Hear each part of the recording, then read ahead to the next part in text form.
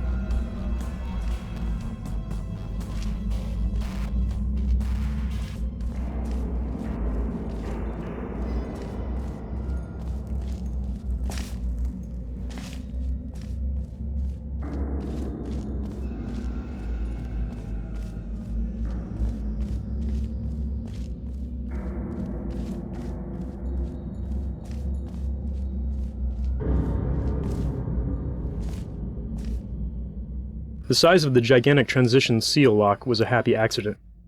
We knew the connection between the old Aperture and the new Aperture had to be a big set piece. The first model built was about 5 times bigger than everyone expected, but people started to like it. We joked that it should be a bullet point on the Portal 2 box. Features the biggest door in games ever! We decided it would be fun to play with the player's expectations, and put a puny-looking door behind it, along with a few small props.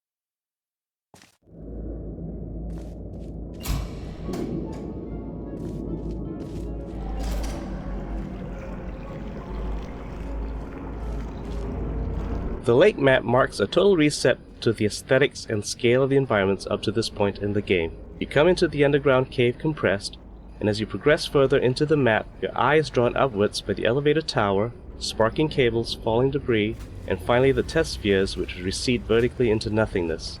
This looking upwards gives the player a sense of the vastness of Aperture before GLaDOS, and a visual sense of the daunting climb they will have to make to get back to Wheatley. The open areas encourage the player to explore their surroundings and take a break from the intensive puzzle solving of the test chambers.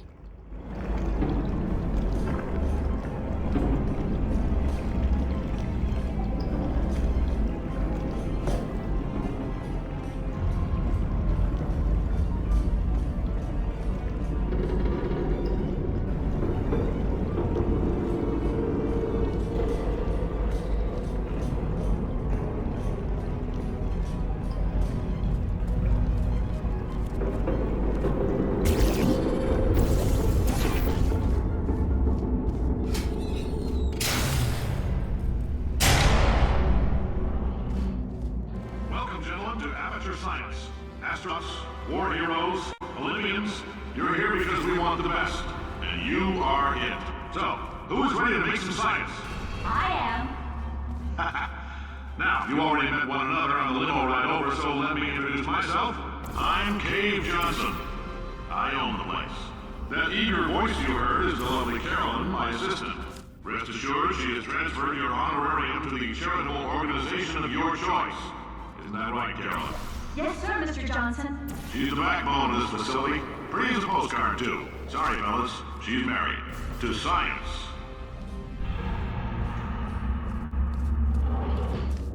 There's 1,000 tests performed every day here in our enrichment spheres. I can't personally oversee every one of them, so these pre-recorded messages will cover any questions you might have and respond to any incidents that may occur in the course of your science adventure. Your test assignment will vary depending on the manner in which you have bent the world to your will. Those of you helping us test the repulsion gel today, just follow the blue line on the floor. Those of you who volunteered to be injected with praying mantis DNA, I've got some good news and some bad news. Bad news is we're postponing those tests indefinitely. Good news is we've got a much better test for you. Fighting an army of mantis men. Pick up a rifle and follow the yellow line. You'll know when the test starts. This chapter gave us a great opportunity for visually telling the backstory of Aperture Science. We accomplished this with signs, props, and materials. In this area, we get a glimpse of what Aperture Science must have been like in its heyday. We used rich, warm colors and materials like carpeting and marble to indicate that Aperture had a lot of money at one time. Cave Johnson and his staff were just starting out in their enterprise, and everyone was eager to do science. This stands in contrast to the stark, cavernous environment outside and the materials you see in Aperture Lab from later decades. As the player makes their way through more recent areas of the lab, the materials become cheaper, with an abundance of plastic and linoleum showing that Aperture had fallen on harder times and could no longer build high-quality offices for its workers.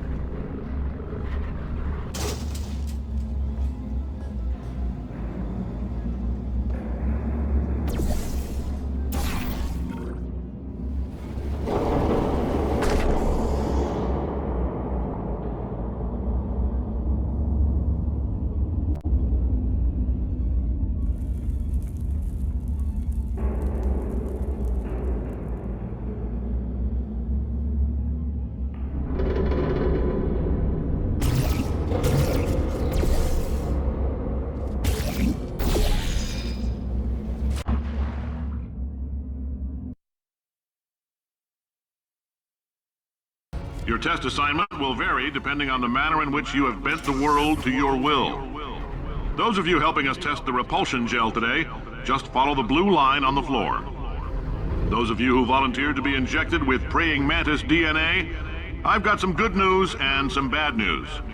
Bad news is we're postponing those tests indefinitely. Good news is we've got a much better test for you. Fighting an army of mantis men. Pick up a rifle and follow the yellow line. You'll know when the test starts.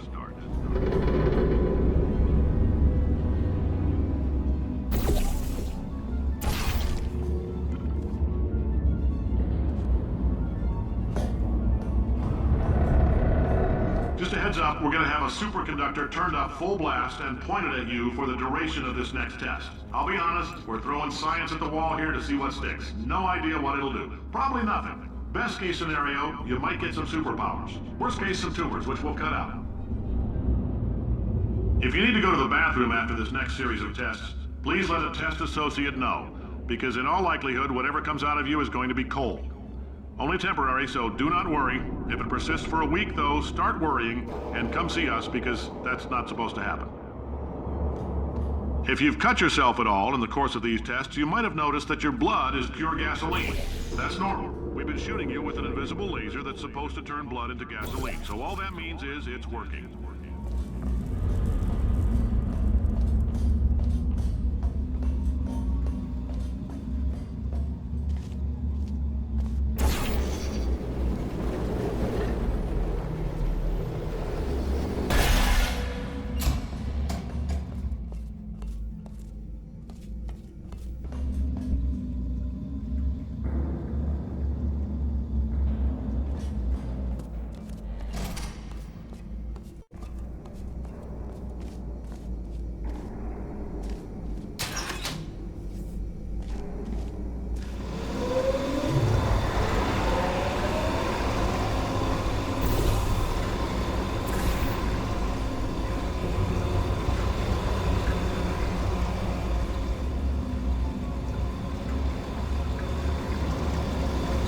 They say great science is built on the shoulders of giants.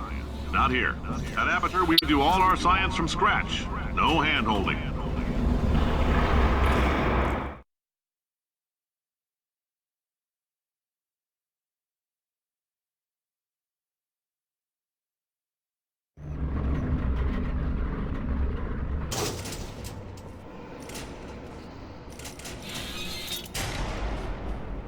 All right, let's get started.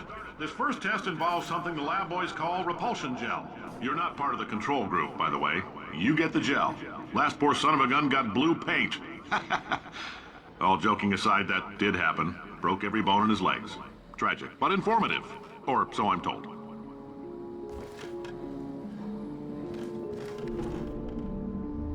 Similar to the way the student game Narbacular Jop became the original Portal, the paint mechanics in Portal 2 come from a student game Tag: The Power of Paint. The repulsion gel in Portal 2 is modeled after the bounce paint from Tag, but was redesigned to fit better within Portal. The original bounce paint always bounced the player at a fixed height and activated whenever the player touched the paint. We changed the repulsion gel to reflect the player's velocity, such that they will bounce back up to the height that they fell from. This mechanic lends itself better to puzzles involving portals because players have to think about gaining and preserving height. We also changed the repulsion gel to only activate if the player jumps off of or falls onto the gel. This was done because players would often accidentally walk onto repulsion gel that they didn't see and then trigger an unwanted bounce. This was a particularly nasty problem in Portal 2 because the player couldn't get rid of paint once it was applied, whereas in Tag the player can erase paint at any time they want.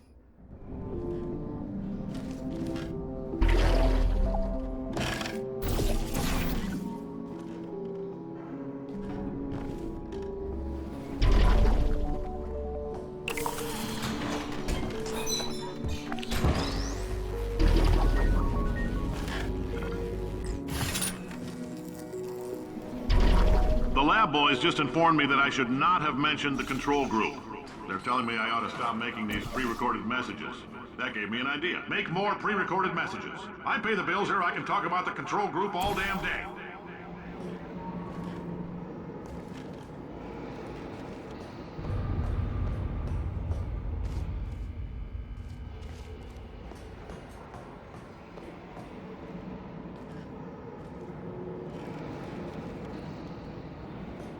For this next test, we put nanoparticles in the gel.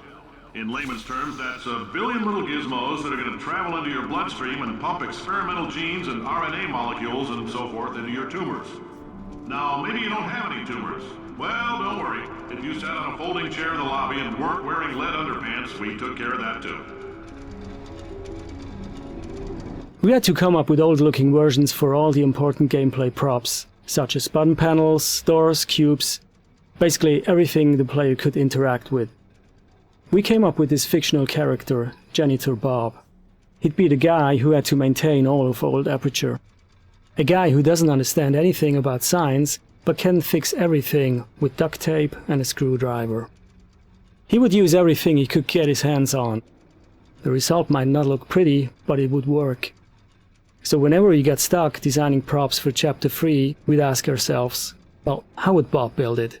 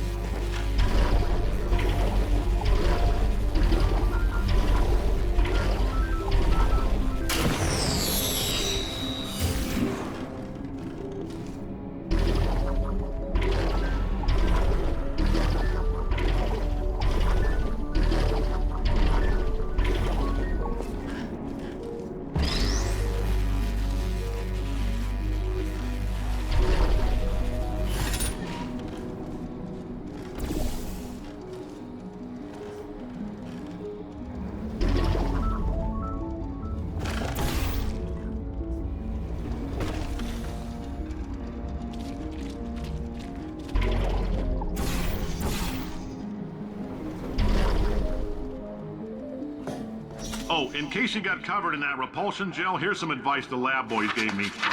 Do not get covered in the repulsion gel. We haven't entirely nailed down what element it is yet, but I'll tell you this, it's a lively one, and it does not like the human skeleton.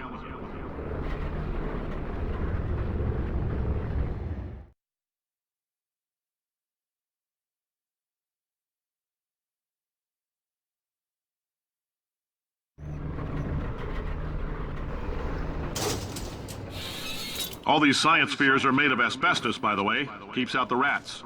Let us know if you feel a shortness of breath, a persistent dry cough, or your heart stopping, because that's not part of the test.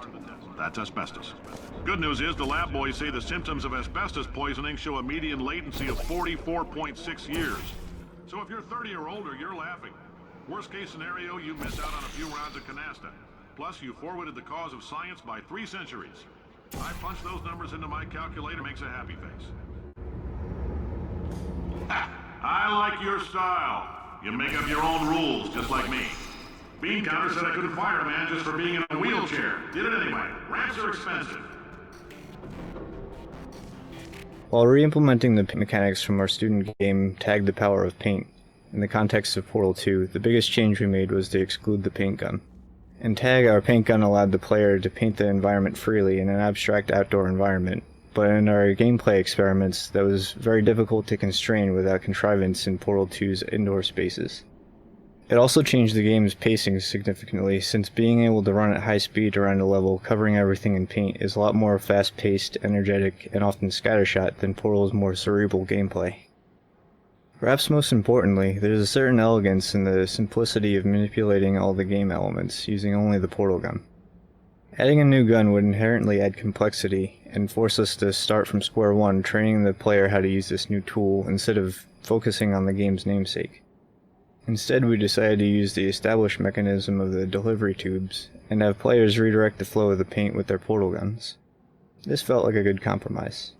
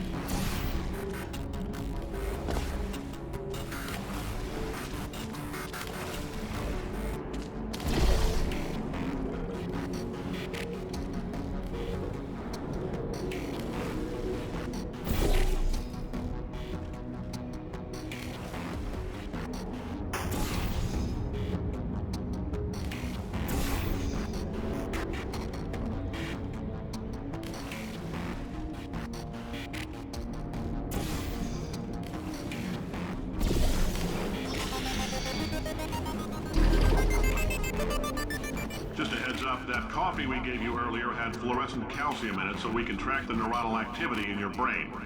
There's a slight chance the calcium could harden and vitrify your frontal lobe. Anyway, don't stress yourself thinking about it. I'm serious. Visualizing the scenario while under stress actually triggers the reaction.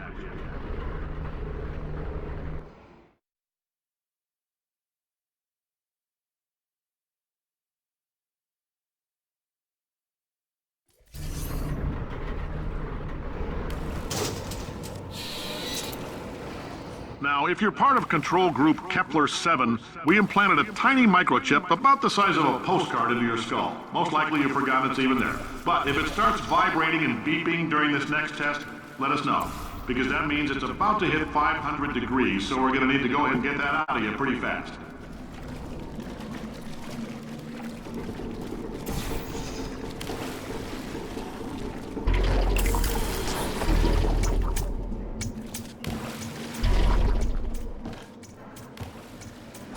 Telling them, keep your pants on. All right, this next test may involve trace amounts of time travel. So, word of advice, if you meet yourself on the testing track, don't make eye contact. Lab boys tell me that'll wipe out time. Entirely. Forward and backward. So, do both of yourselves a favor and just let that handsome devil go about his business.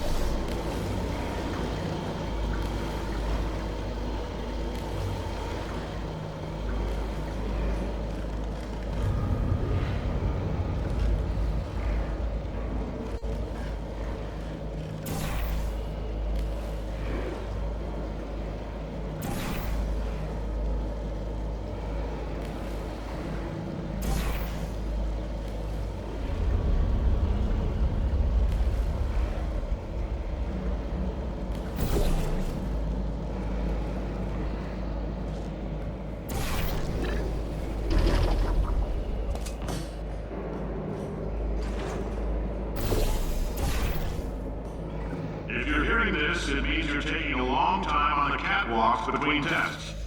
The lab boys say that might be a fear reaction. I'm no psychiatrist, but coming from a bunch of eggheads who wouldn't recognize the thrill of danger if it had walked up and snapped their little pink bras, that sounds like projection. They didn't fly into space, storm a beach, or bring back the gold. No, sir, we did. It's you and me against the world, son. I like your grit. Hustle could use some work, though. Now let's solve this thing. One of the things that the student game Tag the Power of Paint didn't allow was painting of other objects, since this would have been too trivial in that game. In Portal 2, however, moving paint around became a puzzle in and of itself, so we began to create puzzles that depended on painting objects. Bouncy boxes and turrets were an obvious choice, and adding this mechanic extended our toolbox to include objects whose basic properties of movement could be changed by the player.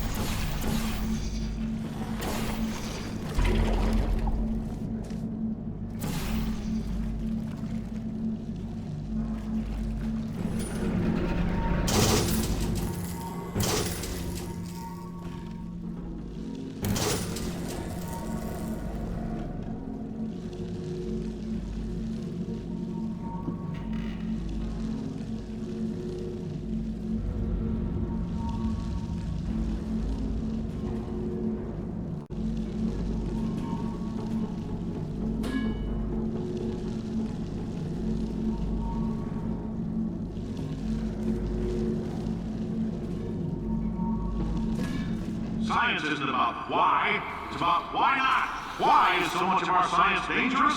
Why not marry safe science if you love it so much? In fact, why not invent a special safety door that won't hit you on the butt on the way out because you are fired? Now you test subject, you're doing fine. Yes, you, box your stuff. Out the front door. Parking lot, car, goodbye.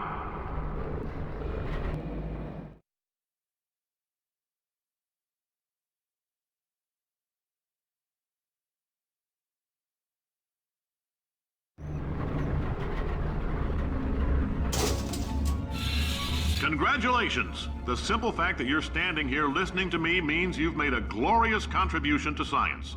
As founder and CEO of Aperture Science, I thank you for your participation and hope we can count on you for another round of tests. We're not going to release this stuff into the wild until it's good and damn ready, so as long as you keep yourself in top physical form, there will always be a limo waiting for you.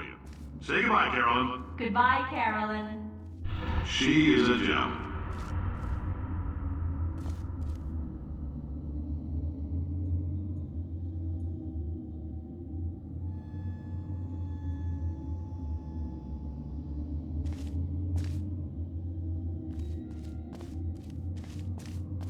The newer and older versions of Aperture show their distinct personalities in sound as well as visuals. The doors, floors, and buttons, as well as soundscapes, reflect the aging, outdated 70s feel. The sounds contain hints of the decaying metal and wood. The newer but unstable Wheatley chamber soundscapes become more foreboding and perilous the further you venture into them. The atmosphere of uncontrolled destruction continues to intensify till the end.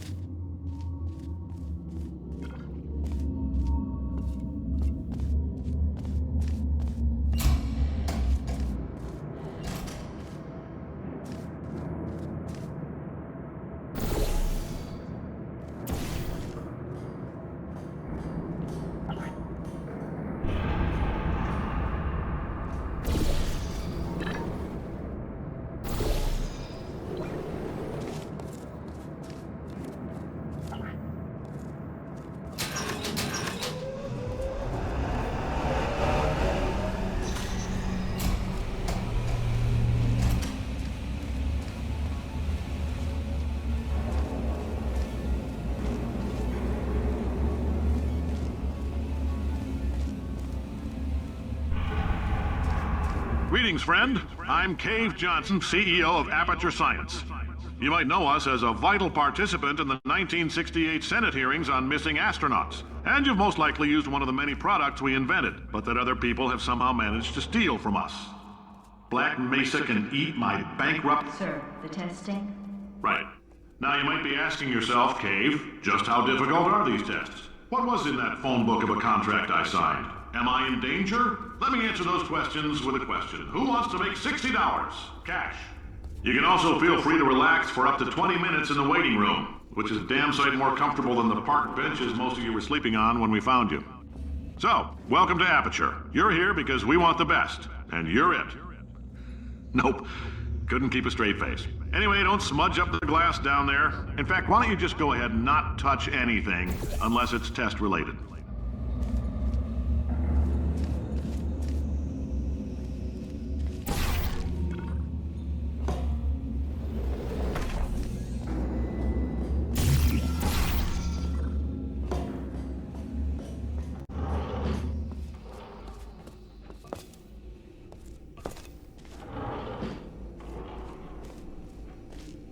If you're allergic to peanuts, you might want to tell somebody now, because this next test may turn your blood into peanut water for a few minutes. On the bright side, if we can make this happen, they're going to have to invent a new type of Nobel Prize to give us, so hang in there. The average human male is about 60% water. As far as we're concerned, that's a little extravagant. So if you feel a bit dehydrated in this next test, that's normal. We're going to hit you with some jet engines and see if we can't get you down to 20 or 30%.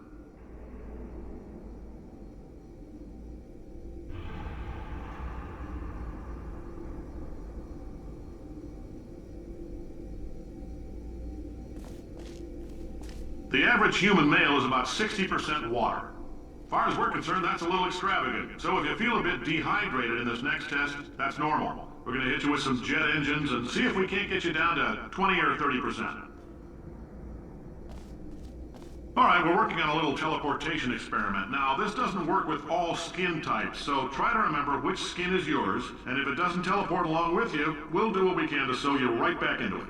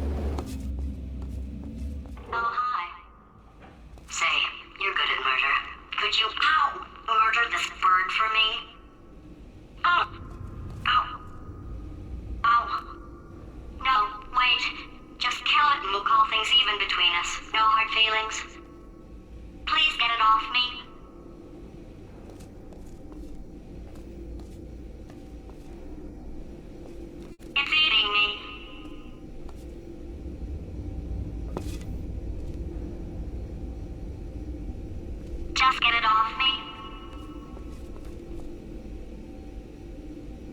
I'll hate this bird.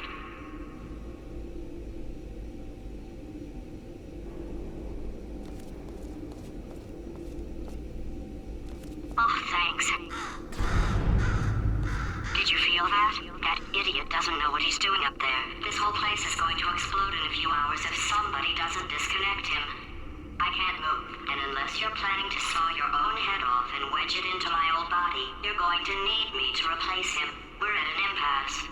So what do you say? You carry me up to him and put me back into my body, and I stop us from blowing up and let you go. No tricks. This potato only generates 1.1 volts of electricity. I literally do not have the energy to lie to you. Even if I am lying, what do you have to lose? You're going to die either way. Look, I don't like this any more than you do. In fact, I like it less because I'm the one who got partially eaten by a bird.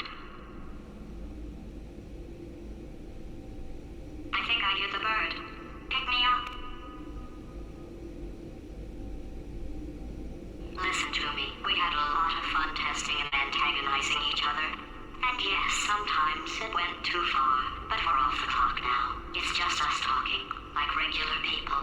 And this is no joke. We are in deep trouble.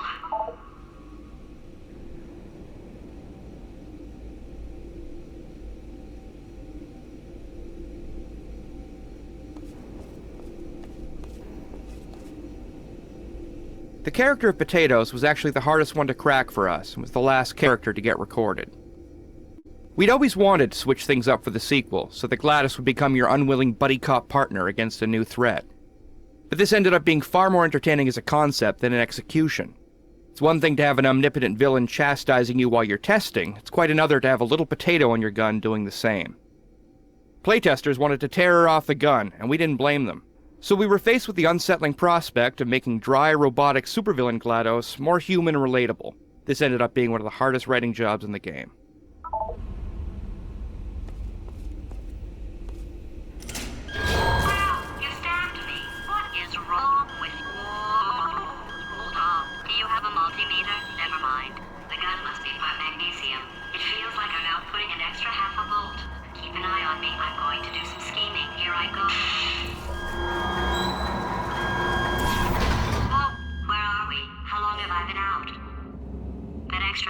Helps, but it isn't going to power miracles. If I think too hard, I'm going to fry this potato before we get a chance to burn up in the atomic fireball that little idiot is going to...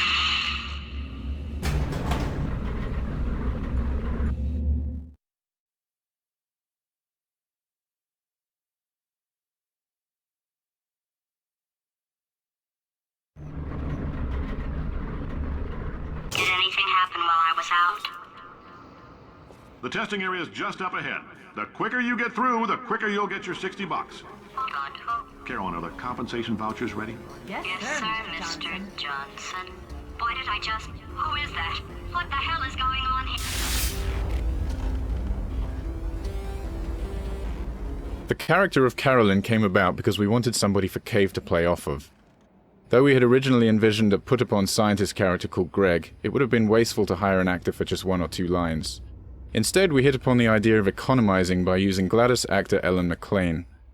Out of nowhere, we suddenly had an opportunity for a GLaDOS origin story.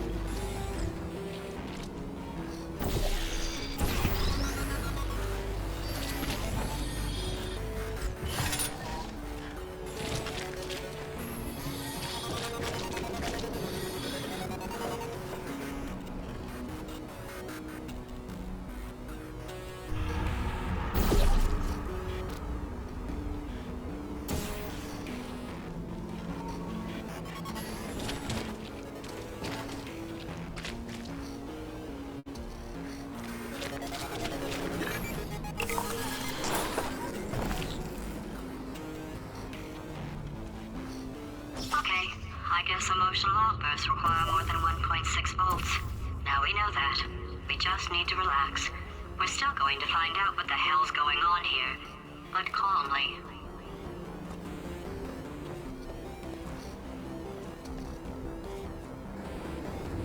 Those people in the portrait, they look so familiar.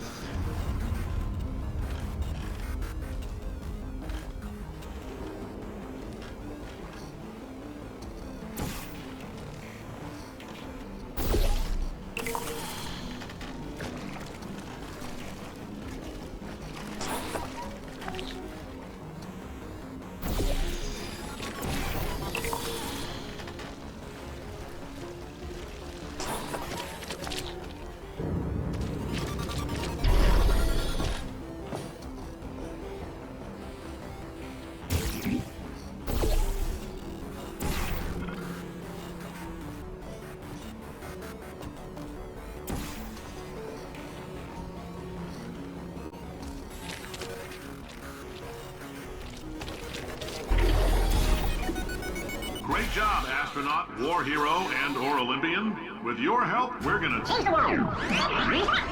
This on? Hey, listen up down there. That thing's called an elevator, not a bathroom. I swear I know him.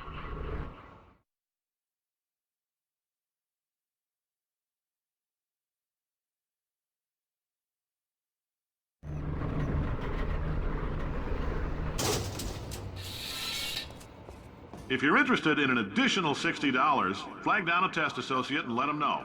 You could walk out of here with 120 weighing down your bindle if you let us take you apart, put some science stuff in you, then put you back together, good as new. Propulsion gel carried over almost exactly the same as the speed paint in the student game, Tag the Power of Paint, except that it is slightly more than twice as fast. Propulsion gel combined well with the existing mechanics of Portal, such as flinging, and it also went well with the repulsion gel for long jumps. We had to tweak the player's control on propulsion gel to feel right in the Portal universe, and also added a slight funneling effect to help guide the player when they're speeding into a portal.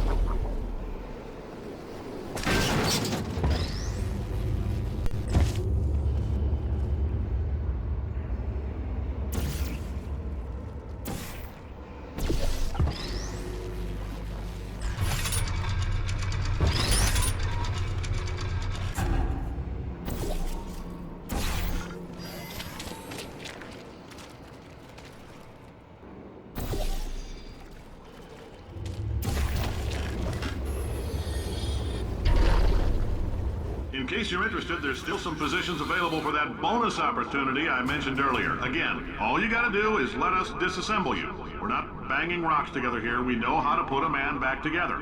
So, that's a complete reassembly. New vitals, spit shine on the old ones, plus we're scooping out tumors. Frankly, you ought to be paying us.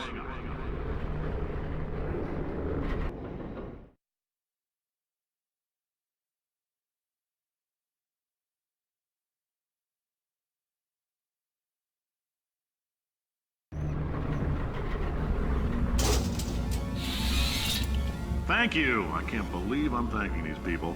For staggering your way through Aperture Science's propulsion gel testing, you've made some real contributions to society for a change, and for that, humanity is grateful. If you had any belongings, please pick them up now. We don't want old newspapers and sticks cluttering up the building. For many of you, I realize $60 is an unprecedented windfall, so don't go spending it all on, I don't know, Carolyn, what do these people buy? Tattered hats? Beer dirt?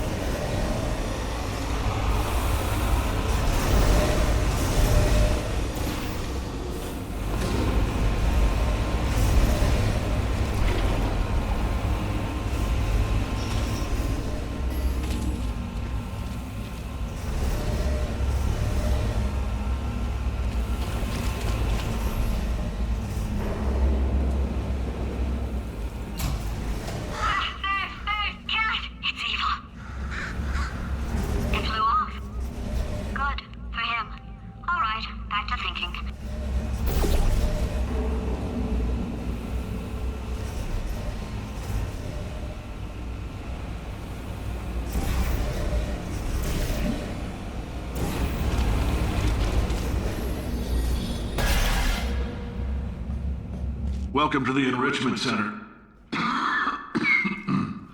Since making test participation mandatory for all employees, the quality of our test subjects has risen dramatically. Employee retention, however, has not. As a result, you may have heard we're going to phase out human testing.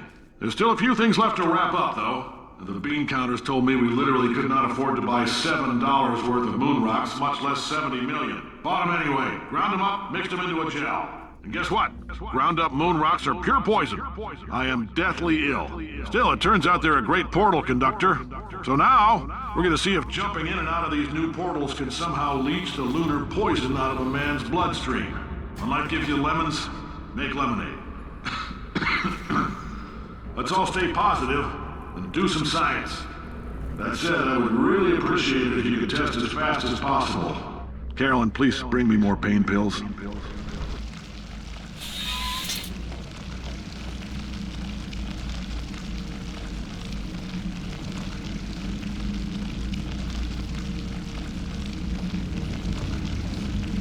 Portal Paint was the last paint we added to the game, and for a long time we weren't sure of the best way to use it. We experimented with the delivery method and found that it was most effective when it was deployed in large quantities. Another important factor was the angle of application. Dropping the paint at an angle allowed the player to play more freely with the paint, which gave them the liberating feeling of breaking the rules by being able to place portals where they couldn't before. The first implementation of the blob was integrated in the source engine back in 2007. Over the years, the code has been significantly optimized, but was still way too slow to run on game consoles. The blob was a key feature of Portal 2, even though we didn't know if it could make it work for consoles. In summer 2010, we were still considering using completely different tech for consoles, one that would certainly not look as nice. On the 360, even with a very low quality blob, we were barely within a performance budget. But we really wanted to have the same high quality blob among all platforms. Meanwhile, the code was poorly suited for PS3 SPU. We ended up rewriting all the blob code, so it would take better advantage of multiple cores on SPUs, giving us quality blobs on all platforms while staying within performance and memory constraints.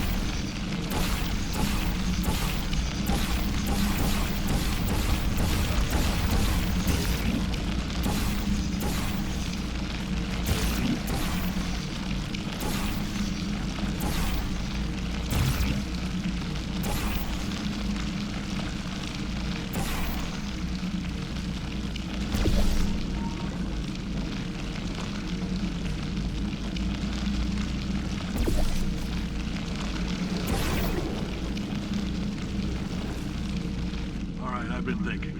When life gives you lemons, don't make lemonade. Make life take the lemons back. Get mad! I don't want your damn lemons! What am I supposed to do with these? Demand to see life's manager. Make life rue the day it thought it could give Cave Johnson lemons. Do you know who I am? I'm the man who's gonna burn your house down with the lemons. I'm gonna get my engineers to invent a combustible lemon that burns your house down. The point is, if we can store music on a compact disc, why can't we store a man's intelligence and personality on one? So I have the engineers figuring that out now. Brain mapping, artificial intelligence. We should have been working on it 30 years ago. I will say this, and I'm gonna say it on tape so everybody hears it 100 times a day. If I die before you people can pour me into a computer, I want Carolyn to run this place. Now she'll argue. She'll say she can't.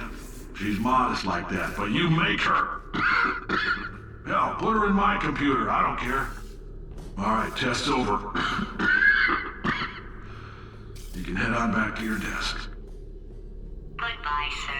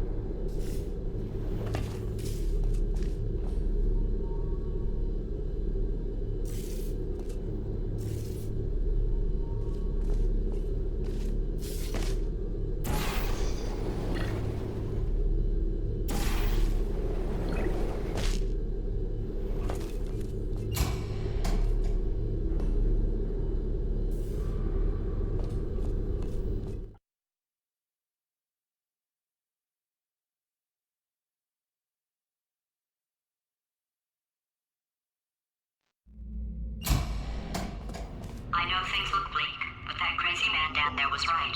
Let's not take these lemons. We are going to march right back upstairs and make him put me back in my body. And he'll probably kill us because he's incredibly powerful and I have no plan. Well, I'm not going to lie to you. The odds are 1,000,000 to 1, and that's with some generous rounding. Still, though, let's get mad. If we're going to explode, let's at least explode with some dignity.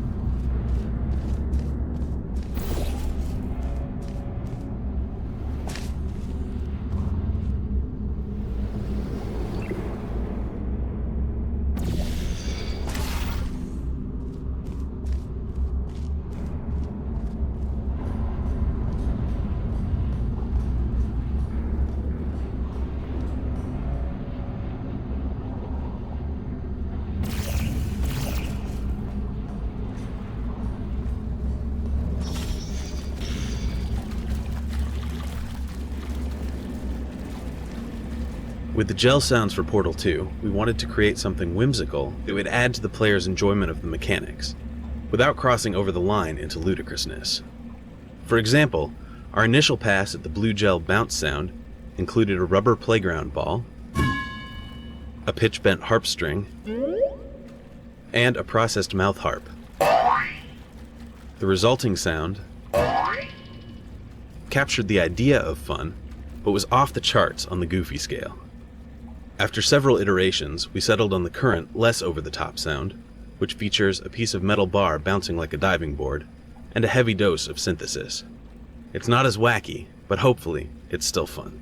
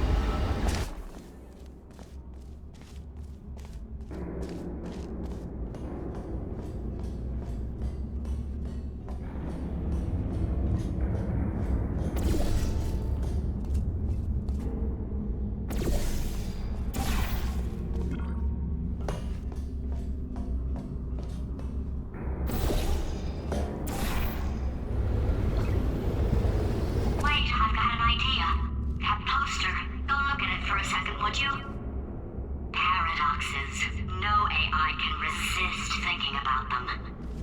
I know how we can